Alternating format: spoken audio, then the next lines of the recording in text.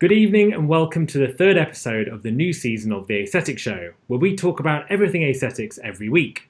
My name's Dr. Marcus Mehta and I'm joined by my co-hosts down in London, Dr. Tristan Mehta and Dr. Emily McGregor. All of us are from Harley Academy, the UK's largest aesthetic medicine training provider. We are live here on YouTube tonight and will be for the next 5 weeks, every Tuesday at 7 PM until the 22nd of December. As we are live, you can ask any questions you wish throughout the show, and we'll answer them as we go along in the chat. If you haven't already, subscribe to our channel and you'll get updates when the shows go out and see exclusive content we produce from the Academy and the show. Now, this whole season is around success in aesthetics. We'll be meeting some key practitioners in the industry and finding out a bit more about their personal stories of how they got to where they are today.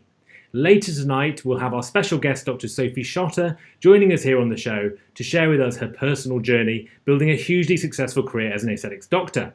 We'll then be moving on to covering a treatment area that's been asked about on the show quite a bit before, and is probably one of Tristan's favourite treatments to do, so much so when he came to Southall to run some clinics here while I was away, when I came back almost every single patient had been treated in their temples. To be fair, they all loved it and were very happy. Now, the temples are certainly an advanced area to treat, but upper face filler in general can be one of the most beneficial treatments to the aging face, restoring volume in a really natural way, which is relatively undetectable, but also gives a really good boost to freshen the appearance of your patients.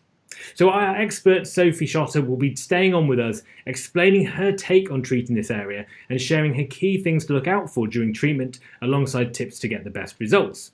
We'll be diving deep into what makes a temple anatomically and what options you have for treatment. We'll then be catching up on some treatment videos and explaining what's happening and why during the treatment so we can pause, rewind and explore at each different stage. Now, if you haven't already, click subscribe below in this video and let's get going with tonight's show. So let's bring on Dr. Tristan Mehta and Dr. Emily McGregor tonight, live from London. How are you guys this evening? Doing great, thanks Marcus. Good, thanks Marcus. Fantastic. So let's go into our first section for tonight, which is what's been happening in the aesthetic world recently. So first up, a really interesting study from the Journal of Plastic and Reconstructive Surgery on microdosing botulinum toxin. The study included a total of 64 candidates, and it involved injecting botulinum toxin intradermally throughout the face in a 1 centimeter grid pattern, with the aim to improve skin flaws by relaxing the muscle attachments on the skin. For this, Azolor was used and it was mixed with lidocaine in a dilution of 125 Spayward units with 1.25 mils of saline, then drawn up 50-50 with lidocaine in a syringe. The grid used on the upper and lower face is here, as you can see at the top of this screen right here, and it's quite similar to what you might do when using a skin booster with a hyaluronic acid filler such as Volite, for example. Now, between 80 to 90% of the patients in the trial were happy with the results and thought it made a big difference to their appearance while still looking really natural. And the results are here, and as you can see, pretty amazing results for such a short period of time using this technique. So I'm going to show you a few more, just cover up Tristan and Emily's face a little. But you can see here, there's such a marked difference actually in the skin quality on the skin there. And actually, if I show you on the lower face, an even better improvement actually in the lower, you can probably make out on the screen there. If I just cover Tristan and Emily up for a second, you can see the difference there in skin quality. It's really quite remarkable with this technique. So it's really interesting how you can use things like toxin to change other things than the traditional approach for treatment. Now, Tristan and Emily, is this something you've done at all or use this type of approach at all in sort of using toxin in a way that's not traditional? I haven't used it as in this study. I'm really interested in it. I'd like to learn more about it. It's essentially mesobotox, which is a phrase sort of thrown around quite a lot. There's a couple of things I'd want to know more about, mainly longevity, because there's a lot of injections. So full face of injections means you've got more bruising risk, more infection risk, etc. And we do tend to know that when we reduce our dose of toxin for anti-wrinkle treatment, whatever treatment, the longevity is affected. So that's something I'd like to know more about. But I'm definitely interested in it. I've actually been there was a growing body of evidence suggesting that it's helpful for sebum reduction for acne patients or acne prone patients as well. So I think it's got a lot of potential as a skin rejuvenation agent. Yeah. And what do we think about the risk of complications, for example? Are we talking about just the dermal insertions of the muscles, or are we thinking it can affect the deeper? I mean, in the lower face, and mid face, I'd be worried about the implications it could have. Well, yeah, absolutely. Particularly if the practitioner is hyperdiluting the product themselves from a traditional vial, because there's so much scope for error and having a too concentrated solution and affecting, for example, muscles that are affecting the mouth movement and smile. Yeah, but it's definitely something we can be asking Sophie later on in the show as well. I'm sure she's got some thoughts on this. Yeah, absolutely. Great. So next up, search terms. What are the top appearance-related search terms recently? And this is really interesting because it can help shape what you offer in clinic. How to lose weight, what is the best diet, and how long does Botox last were among the top appearance-related search terms in the UK last month. Throughout the industry, anecdotally, it does feel quite busy, and I think there's an element of Zoom face where people are looking at themselves more than ever before on webcams with the rising of working from home. Now, New Nordic, who collected the data around search terms, also polled 1,002 people from the UK of all ages, genders, on their biggest image concerns, and found that 70% have become more self-conscious since the first lockdown of the year. The other thing that's hit a record high when you look at search term data is skin peels. And I think, for me, is this something you've seen in London more of? Are you feeling it's been busier? I know, obviously, we're in a period of lockdown at the moment, but for you guys down in the London Story Clinic, how's it been? Yeah, it's because we've opened a new clinic, so it's been hard to compare like for like. But of the patients we're seeing, people are happier to have treatments with downtime for obvious reasons. Yeah. I think it's great because I love peels. I think they're fantastic. But traditionally, our clinic's been in the city. People have been in the middle of their work day. They've been very intolerant of any downtime. Whereas this year, it's been much easier to persuade them to have those treatments. Yeah, and I think a lot more people are thinking of those treatments they can carry on doing at home. So skin peels are a good one, aren't they? Because there's certain products that you can almost give yourself a more mild version of a peel at home, which has been something that we've seen a lot of clinically. Well, I certainly have in the practice here. Yeah, certainly. So the main uptick we've seen in specific treatments as opposed to total patient numbers has been peels and home pigmentation reduction programs. So using topical products that generally cause some redness and irritation, such as tretinoin. People have been happy to kind of start and commit to a program knowing that they're going to have those side effects whilst they're working from home. Yeah, which can be quite dramatic. And when you're shedding your skin off your face, it's always better to be working from home, right? It's better than being in the office. Yeah, so no, brilliant. And finally, in this week's news, we've got our brand new Harley Academy Foundation Day that's going digital, finally. So for those watching that have studied with us before and completed a Foundation Day, you'll have access to our new course free of charge. So we'll be hearing more about that from us as we go through. So next tonight, I'm really, really excited to have on tonight's show our special guest, Dr. Sophie Shotter. So let's jump across to Sophie now. How are you, Sophie, this evening? I'm really well, thanks. How are you? Yeah, I'm really good, thanks. Really good. Thank you so much for coming on tonight. It's been great to have you on.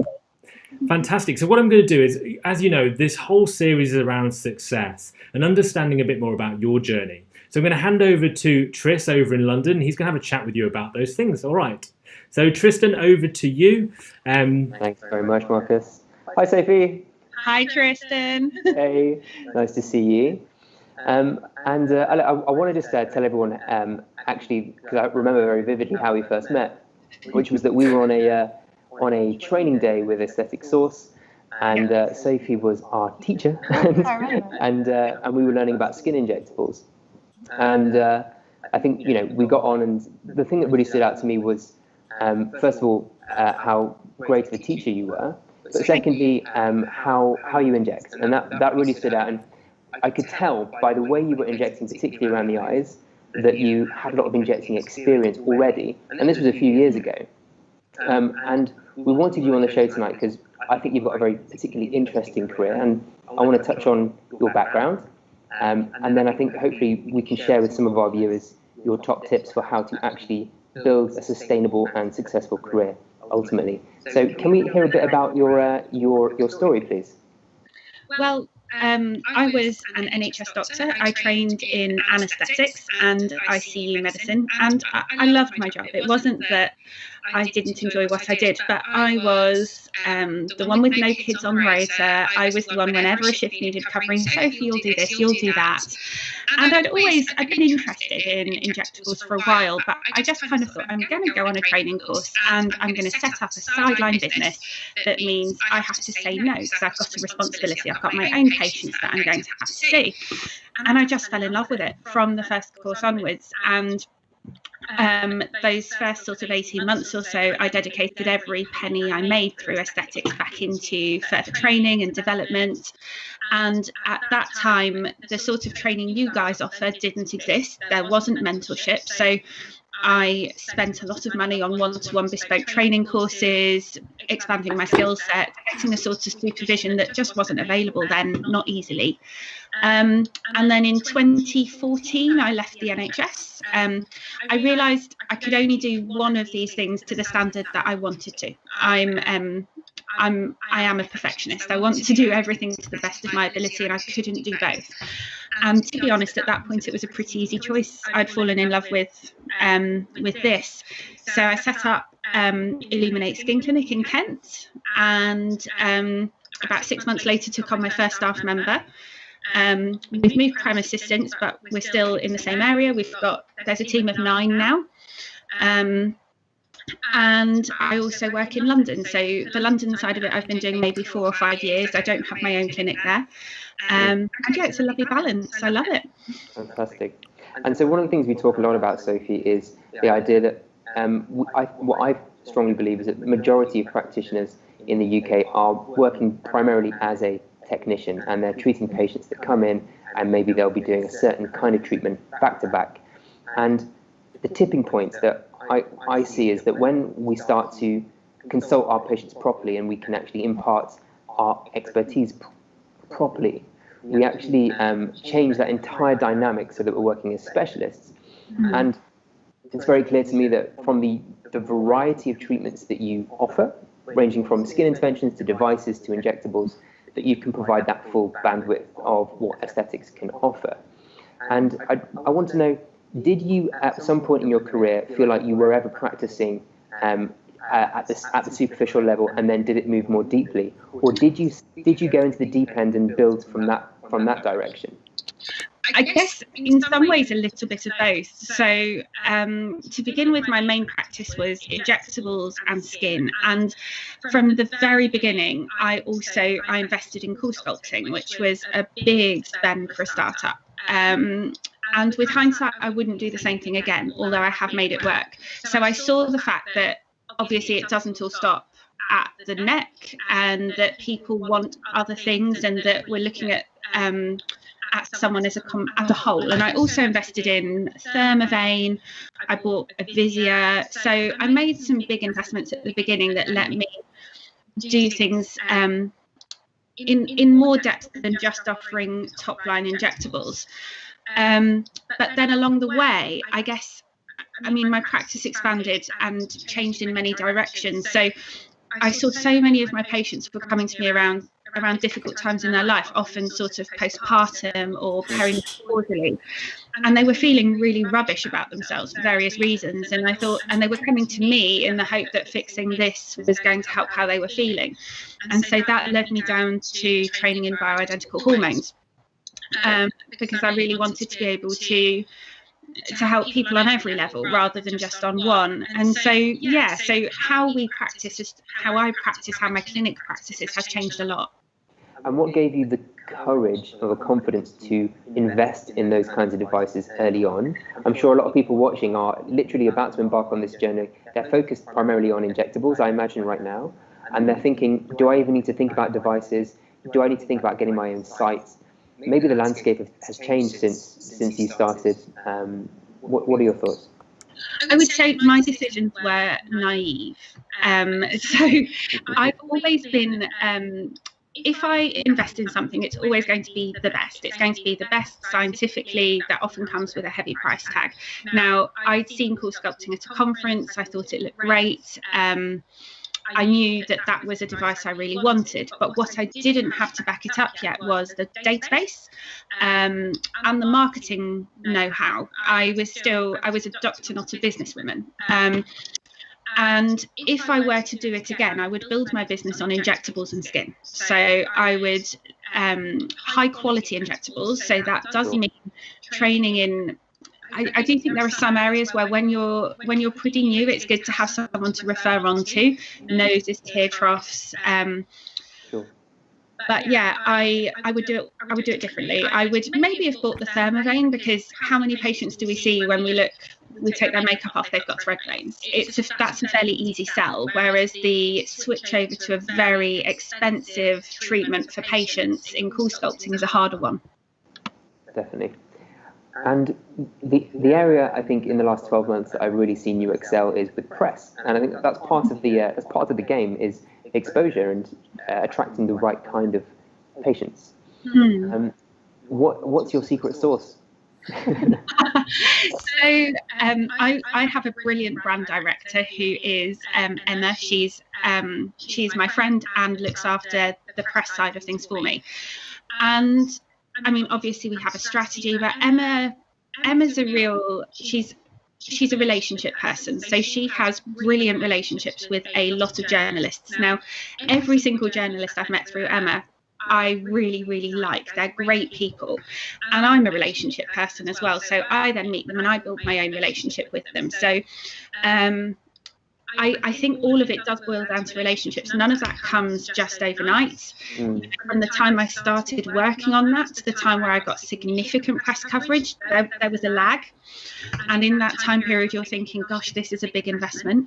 But yeah, for me, it's never been something I questioned. But I think that was because of the relationship I have with Emma. There's a real trust there. She gets me. I know she has my best interests at heart. I absolutely know she knows what she's doing. And so if she asks me to do something or invest in something, I don't even question it.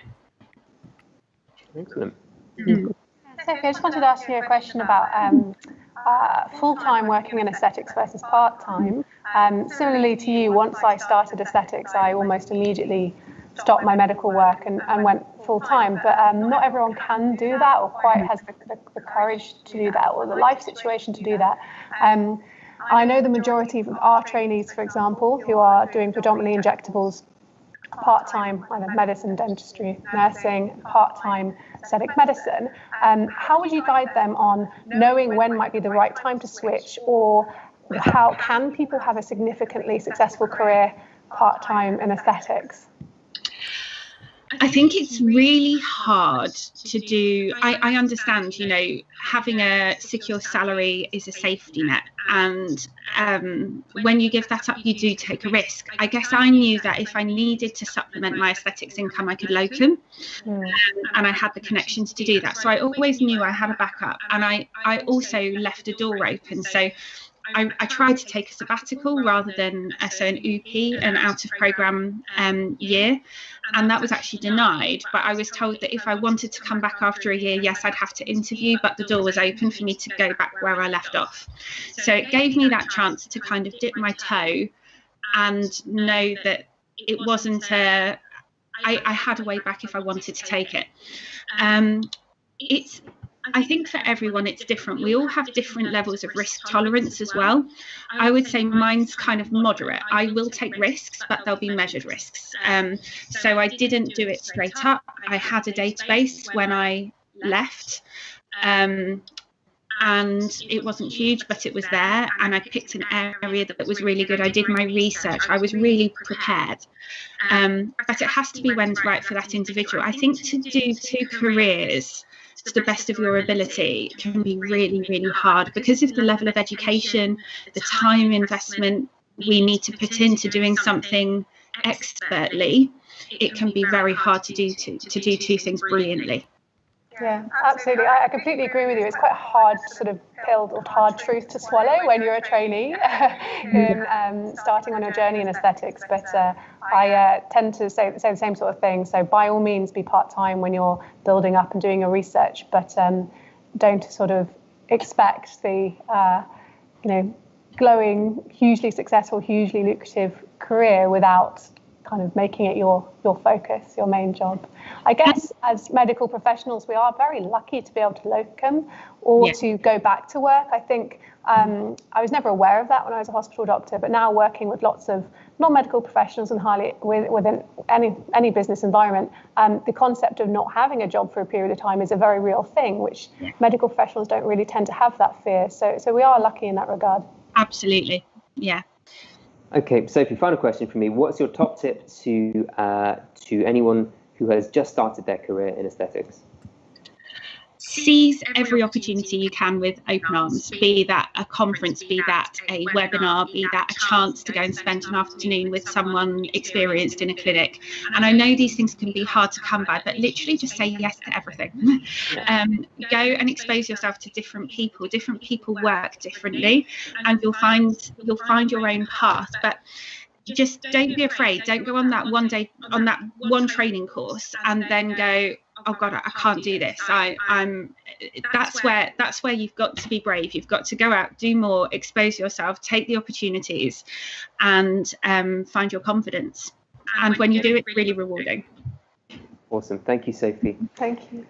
Marcus, let's move on to some anatomy now, I think. Yeah, perfect. That was really useful. I think our audience will find that massively useful, Sophie. So thanks for adding all that information about your journey. And particularly, I think one of the things I could really relate to was when you were talking about going on that, leaving that door open. Because for me, it was very similar. I did take an out of program year and then somehow managed to also wrangle another out of program year after the first one. And it's almost like having that ability to feel like there's that little bit of hope left, maybe just in case Harley Academy didn't work out as well as it has. There's always that hope that things were going to be okay in the end, right? And I think when you let go of that final rope, then it's like, now I'm in it. And that commitment actually is when you excel, actually, is what you find is that when you're actually focusing on it fully, that's when you're actually getting good. And that's when you actually start to get better, right? Yeah, very much. Yeah, it's a really, really useful that. But let's now move on, as Tris said, we're going to move on to some drawing now. And we're going to talk a little bit about anatomy. So to start with, what I'm going to put up on this screen is just some of the blood supply to the temple area. So I'm going to talk through this on the screen here, and I'll show you what we're talking about. So let's start with just simply the blood supply to this area. Very, very briefly and very crudely, we'll go into more detail as we go. So you've got the branch of the external carotid that works its way up the face laterally. And as you can see on this diagram, it goes right up to the top to become the superficial temple artery. Lower down, you might see the transverse facial as well as one of the branches off this. But this is the main sort of superficial blood supply over this area. Now, the risk comes and the problems come, and when you think about the worst consequences with temple filler, or what worries people when they're doing those things, is often causing a vascular occlusion or vascular injury in this area. And the reason for that is, and why it is so important to be aware of your vascular anatomy in this area, is because of its link with the internal carotid. So you've got your external carotid supply demonstrated right here, and as you can see coming on screen now, you have the facial artery that works its way up the face, goes up to the angular, and it makes that link in the orbit with the internal carotid, with your supratrochlear and supraorbital. And at this point where the superficial temporal links, this is where the devastating complications can occur. And in the temple, you're at a good point, quite close by to that zone, hence why the risk is much more aware to practitioners when they're treating this area in particular. So this is your blood supply essentially. Now, we're going to move on to now talking a bit more anatomically about the particular layers, because it is really confusing when you start out. The temple is significantly different to other areas of the face. So I'm just going to jump onto a slide with Tris now, who is going to talk a little bit more about the temple layers in particular. So I'll let you go ahead with that, Tris. I've got the diagram up on the screen for you here, so we can have a chat through those areas. Yeah, thank you, Marcus. So I think just a very kind of broad headline way to look at it is that generally we approach areas of the face and we know where to treat because we know where the blood vessels aren't. And a good example of that is, let's say in the midface with the piriform fossa, we know that we want to be down on bone because we know that the facial angular artery is in layer 2, it's superficial in that area. And the problem with the temple is that we have superficial, middle and deep vasculature. And so all of the work that has been done, all the literature that has been done, is to understand those vessels, understand the variance of those vessels, and therefore how to determine which is the plane that we should be treating. And when you target a certain plane, what effect will that have aesthetically? And so, for example, we know that we can target more superficially with a cannula, but we won't get some of the same effects of, for example, elevating the tail of the brow to the same degree that we would get if we were to do a deep bolus on the cranium. So there was a recent publication earlier this year by Kotofana, looked at 10 layers of the temple. So I think we can say that there are now 10 layers. And to go through those layer by layer, remember that generally we talk about 5 layers of the face. We've got the skin, the subcut fat, the muscle and SMAS layer, and then layer 4, the deep fat, and then layer 5, the periosteum. And so we've got 10 here. So we'll start, obviously we've got the skin, and then we've got a very thin layer of subcutaneous fat. And then we've got our superficial temporal fascia, which is an extension of the frontalis and the galea, and then the SMAS in the midface. This is your layer 3 that's continuous. And enveloped within that layer, we have our superficial temporal artery and vein. So that's the pulsation you can feel superficially. And that's sometimes where you get that frontal branch that can anastomose, as you said, with the internal carotid circulation. Then, of course, underneath that, we've got a little bit of what we call innominate tissue, which is basically loose connective tissue. We've got the facial nerve running in that layer. So again, facial nerve is superficial in the temple. And then we've got something quite interesting. So traditionally, where we would have the periosteum that lives on the bone, in the temple, because the muscle is so deep, it's the temporalis muscle, and it lives deep because it has to have its exertion and its force to be able to chew. It's one of the muscles of mastication. Temporalis muscle lives deep, and so the periosteum goes above that muscle, and the periosteum splits into 2, and it sandwiches a fat pad. And so we've got the superficial layer of the deep temporal fascia, then we've got our fat pad, and then we've got our deep temporal fascia. And within that fat pad is where we have our middle circulation, our middle temporal artery and middle temporal vein. And just to stop you there, when you talk about this vasculature, this isn't a branch of the superficial temporal then?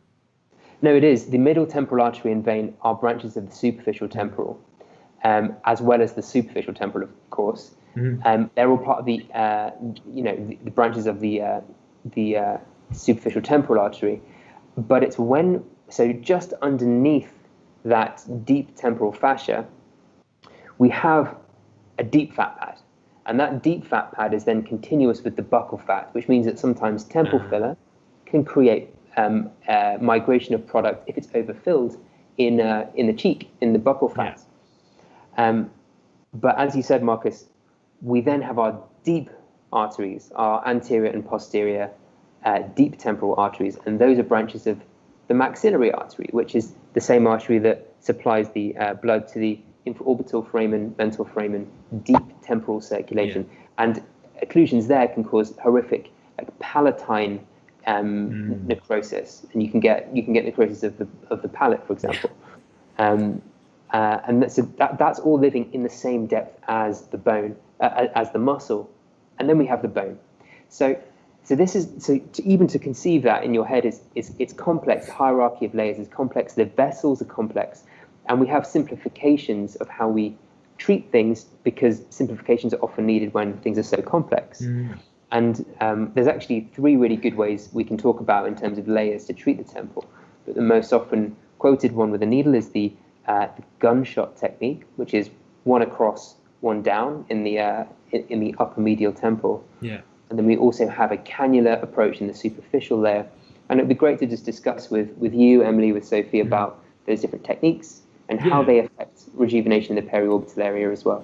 Yeah, no, absolutely. Well, that's a really useful run through, Tristan. And I appreciate you can't see the diagram on the screen, but it basically goes through all those layers you outlined fantastically. I think it is a really complicated area to understand, particularly when it is so different to what you might treat elsewhere in the face, right? You have so much different layers, and it's really important we understand that if we're going to be able to treat it well and also treat it safely. So treatment techniques, as you mentioned, do vary, isn't there? There's those 3 different approaches, different layers, different results, different products. And I think when you're learning, it's quite confusing when you're first looking at this area. Hence why we've had so many questions from people on the show asking to know a bit more about temple anatomy itself. So what I'm going to do now is let's talk to Sophie about some of those techniques and some of the differences between them, and maybe what Sophie prefers to use. So going over to you, Sophie. When we talk about temples, what's your feeling on temples generally? Is it a treatment you do often? Is it not, or how do you feel about temples overall? Yeah, I treat them a lot. I would say, well, a huge percentage of my patients get temple. If they come and ask about their eyes, I'm looking at their temple. If they come for full face rejuvenation, I'm looking at the balance between their upper, middle and lower faces. So most people are losing volume at the temple, but how I do it will depend on the temple.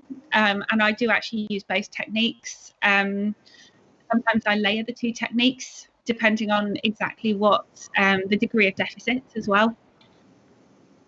What I'm going to do is I've got a video here actually of a treatment we did earlier on the aesthetic show of a patient we treated the temples of, and I appreciate you can't see this at the moment, Sophie, on our video link, but essentially it's Tristan treating the temple with a gunshot technique. So let's talk a bit more about the gunshot technique with yourself.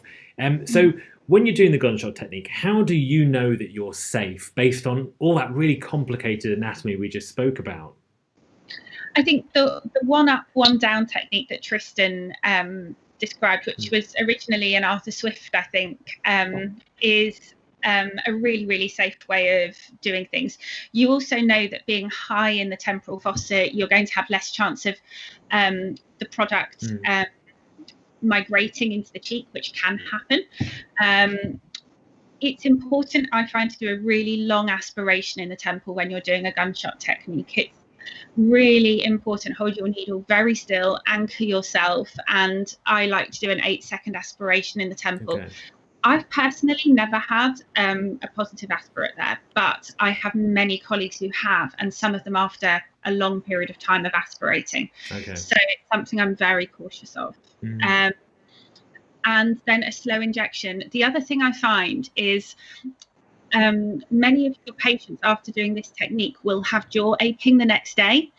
And that's because some of the product is in the muscle rather than immediately on the bone. And it's because if you inject with high pressure, your needle will rebound.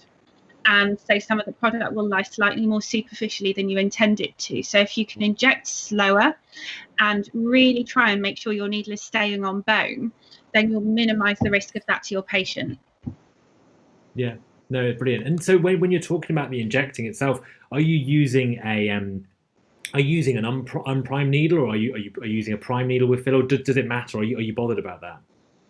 Do you know, there is so much conflicting advice about aspiration out there, and if I told you I aspirated every time, I'd be lying. I don't. No. But if I were starting out, I would definitely advocate aspirating all the time. Make it a routine part of your practice, and only with experience and true understanding will you actually determine when you should and shouldn't. So I actually do prime my needle, but then I make sure I'm aspirating for a long period of time. I know there are people who say that then doesn't work.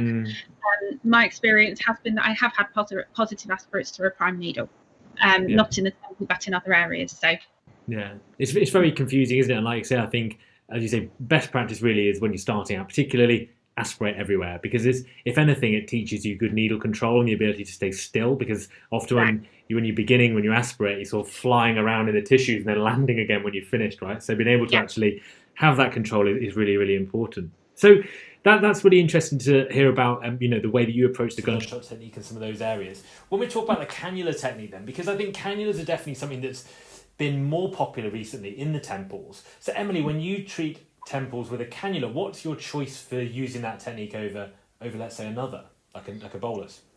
Yeah, it's actually the shape of the hollowing and where the hollowing is most pronounced. So if there's a big step between the temple and the zygoma, particularly if I want to maybe add some more product around that area in the midface, I don't want this curvature in the inferior portion of the temple. And as Sophie says, the safest way of treating the temple deep is from the superior aspect. And even though the product will fill that temporal fossa to a degree, I don't find it ever gets volumizes the lower part satisfactorily. So that would be one reason. And the main reason, to be honest, is it's the lower portion, that sort of curvature between the temporal and the zygoma. Also, if I do it knowing that it's not going to stretch the temporalis muscle and therefore rejuvenate the eyebrow and the eye area. So I either do it alongside deep placement or knowing that I'm not doing it for that reason. If that makes sense. Yeah, no, absolutely. And I'm going to say something a bit controversial now, which is around fillers giving lift. Because often what we talk about is when we treat the temples, particularly with why there's so much positivity around the gunshot technique, is you get that lift because you're treating submass on bone, you're getting that general global lift. People often talk of lifting the jawline, the corners of the mouth by treating in the temples. And I think that's recently been challenged by certain people online, different studies that have been done. What do you make of that, Sophie, in regards to, do you get a lift from treating submass on bone in the temples? Yes, but I would argue not a significant one to the mouth corner. I do believe fillers lift. We see it when you do a full face rejuvenation, you see a lift. Now, the longevity of that lift versus the longevity of the product is another question. And you can argue that if you don't combine with other techniques, that with time you could end up becoming wider and wider in an attempt to achieve that lift. That is one argument. But yeah, for me, the temple gives lift to the periorbital area for sure, but I would argue the effect on the mouth corner is pretty minimal. Just as when you treat the cheek, you get a great effect on the nasolabial fold, but you get far less, in all honesty, on the jowl. To get lift on the jowl, yes, you need to start here, but you need to treat the jawline as well. So when you're lifting, it's all about vectors. Yeah, no, absolutely. And what do you think, Tris? Do fillers lift? I think that people say that fillers project. That people say that it creates projection and therefore, we're not anchoring tissues higher up. But what we see visually, in terms of what we see topographically from our patient's face, yes, we get more positive emotions if we're treating in those positive vectors, like Sophie says. There's also something, I've seen a study about treating within the hairline with a cannula in the temple, beyond the temple, to try and revolumize, just kind of like above the ear, beneath the hairline, to create even more of that effect. Product is another significant factor there. And, we can definitely say that if we're using a more elastic, cohesive product, we're going to get more of that effect than if we use. I think there's plenty of anecdotal evidence. I think part of the factor here is something that we talk about, like myomodulation. Do we get an increase in frontalis activity because of a temple treatment, which then elevates the corner of the brow? All of this yet to be shown in evidence, but something that we see all the time.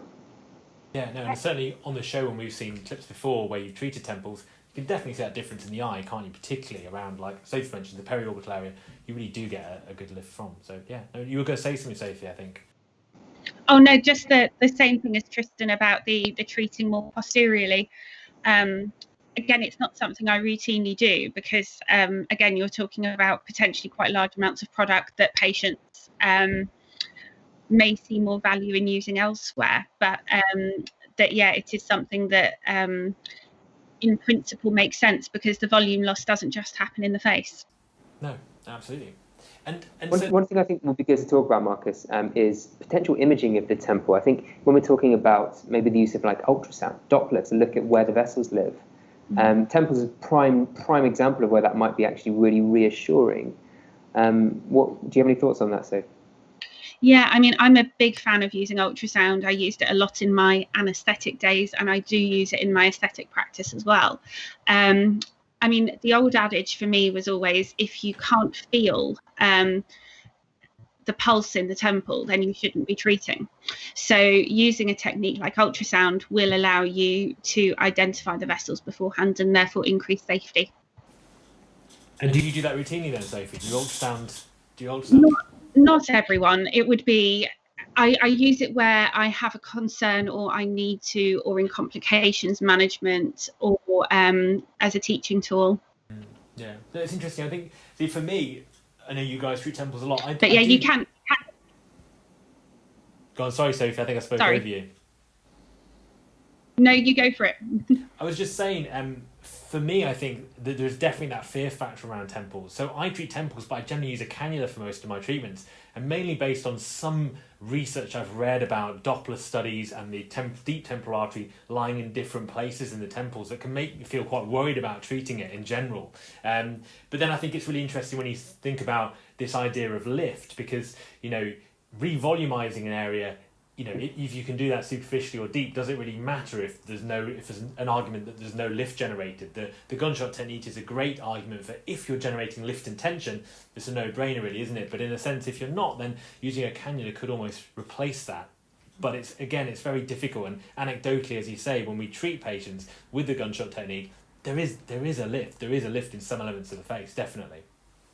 Can I say one last comment on this whole lift debate? I always find it interesting because the people who have a concern with it are often surgeons and the way the word is used. And it's completely legitimate, but I think we're getting too hung up on the specifics of the word. So, for example, I often say to my patients, it will look lifted. It may not have lifted, but it will look lifted. So if I rejuvenate their midface and if I revolumize their midface and put some product directly in the nasolabial fold, they look in the mirror and go, oh, my cheeks have gone up.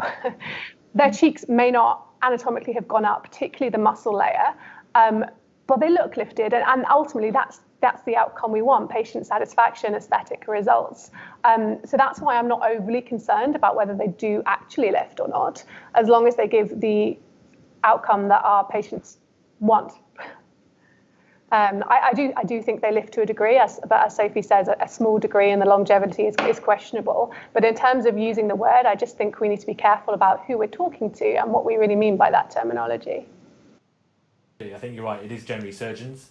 It's generally on Instagram that these things are debated, right? In the sense of studies that have done it completely don't make any sense. But anyway, so talking about the final thing with temples really is that final third way of treating, which is with a cannula, but it's not superficial; it's a little deeper.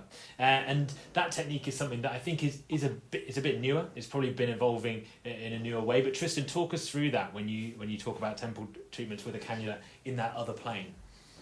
Yeah, so something that we've tried to demonstrate here as well is treating in the interfacial plane. So this is it's beneath our temporoparietal fascia. It's beneath layer 3, but it's above that periosteal layer that's reflected upwards. So you're in that innominate fascia, the same plane as where the facial nerve is, also where we have the sentinel vein traversing medially as well. And so you can cause a bruise here medially, and the facial nerve is very low down in the temple here. But if you pop into this layer, into the interfacial layer, you can go as if you were treating the forehead. And there's something else we can talk about, eventually on the show. If you pop in that same layer beneath the Galea fascia down into the temple, you'll be in the interfacial plane. And this theoretically is a safer place to be because we don't have major arterial supply there. And again, we're beneath the SMAS layer, the temporal, layer 3, so you can theoretically create that stretching and their so-called lifting. I've tried it a couple of times. It's been good. On one patient, I caused a venous bruise medially, and so my preferred approach is still actually needle down onto bone. Yeah, fantastic. All right, well, I think that's been a really in-depth discussion, to be fair, about temples. That's exactly what everyone was looking to get a bit more out of from the show. Sophie, it's been brilliant to have you on with us this evening. And thank you so much for being our expert on the show and also telling us a bit more about your journey. Thank you for having me. It's been a pleasure. No problem. All right, Sophie, we'll let you go now. We've run a little bit over time for you, and I'll jump back to London, and I'll see you soon, Sophie. Thank you very much. Bye, Sophie. Bye, Sophie. Right, Tristan, Emily. So I think that's really good demonstration of temples in general. Talk about those 3 techniques that so many people have questions about. As you know, during this show, I know some of you have asked questions already, but if you have any questions, put them in the chat box, comment on the video, and we'll be able to get back around to answering them. It'll also help shape our show for the future. So moving forward, we're going to be on every single Tuesday at 7 p.m. For the Aesthetics Show, which you can watch live with us here in Southall and in London. But thanks so much for joining us tonight. If you haven't already, please click subscribe down here. You can set reminders for our scheduled shows right up until the 22nd of December. But for me in Southall, it's bye-bye and see you next Tuesday. And over to London.